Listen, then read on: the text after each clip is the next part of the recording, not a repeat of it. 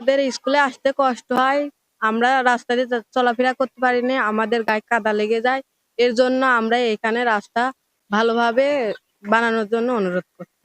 মূলত এই রাস্তাটা যে ধারণ ক্ষমতা, যে যে বহন ক্ষমতা, সে ক্ষমতা ঊর্ধ্বে যানবাহন চলতেছে, যার কারণে আমাদের এই রোডটা এই বেহাল অবস্থা, যার কারণে রোডটা ভেঙে যাচ্ছে। এটা প্রতিকার করা অবশ্যই দরকার।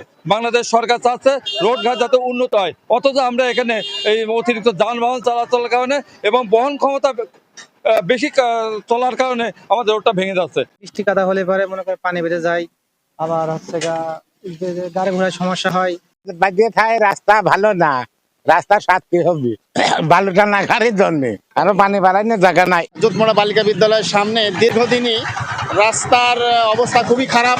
খুব খারাপ বলতে এখানে রাস্তা পানি জমে থাকার কারণে এখানে ভেঙে গেছে। আর বর্ষা মৌসুমে আরো এখানে পানি জমে থাকার কারণে শিক্ষার্থীরা ছাত্রছাত্রীরা স্কুলে যাতায়াতের বেশ সমস্যা। আর এখানে এসে গাড়িগুলো যখন ব্রেক করতেছে পানি চারদিক ছড়ায় যাচ্ছে। আমাদের স্কুলের মেয়েরা আসলে অনেক সময় কাদা নিয়েই পোশাক নিয়ে স্কুলে ঢুকতেছে। রাস্তায় ভাঙাচোরা সামনে তো আরো বেশি আছে। ভাঙাই ভ্যান ভাঙাই নতুন টিউব পরশু দিন লাগাইছে, আজকে আবার লেক সেরিয়ে নিয়ে এলাম। এই খোয়াই মোয়াই লেগে এমনি তো কাটিয়ে কেটে যাচ্ছে। কুমারখালীতে পান্টি পর্যন্ত যেতে গেলে বহুত সময় লাগে, 20 মিনিটের রাস্তা প্রায় 40 মিনিট 45 মিনিট লেগে যায়, এত ভাঙা রাস্তা হয়েছে। বহুত দিন এর থেকে কাজই করে না, সেই ভাঙা জায়গায় জায়গায় ভাঙা। দেখেন হেনে ভাঙা, একটু ধরে মনে করেন পান্টি পর্যন্তই ভাঙা।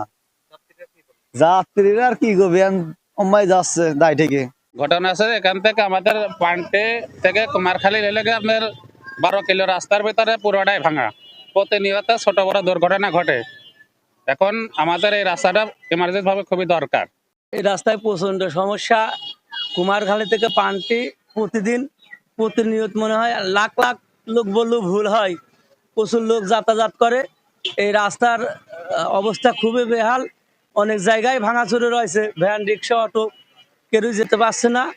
তারপরেও রাস্তা হিসাবে বর্তমান বালুর গাড়ি যে পরিমাণ যাচ্ছে, এই রাস্তায় অত বালুর গাড়ি যাওয়ার কারণে আরো রাস্তা বেশি নষ্ট হয়ে যাচ্ছে।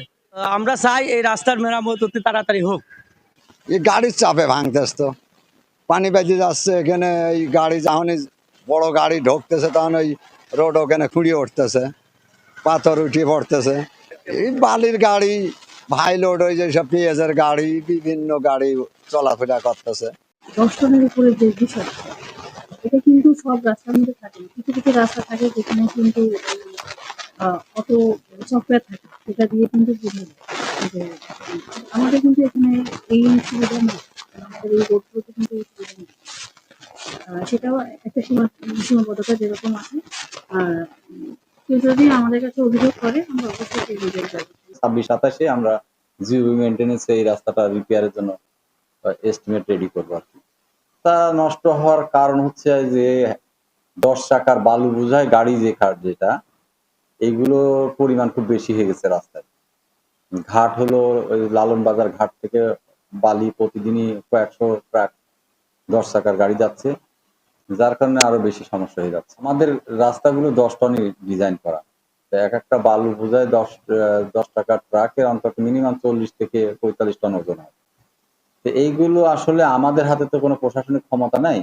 এটা প্রশাসন যদি নজর দেয় তাহলে বোধহয় ভালো।